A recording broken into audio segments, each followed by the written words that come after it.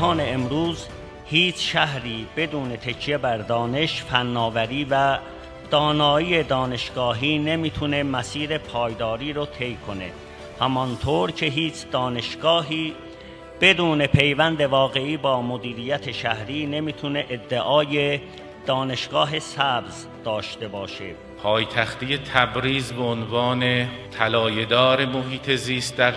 بین شهرهای آسیا در کنار شهر آنتالیای ترکیه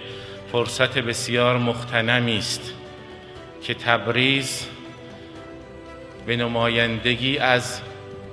شهرهای آسیایی گام‌های بلندی رو در عرصه نیل به اهداف عالیه محیط زیست به ویژه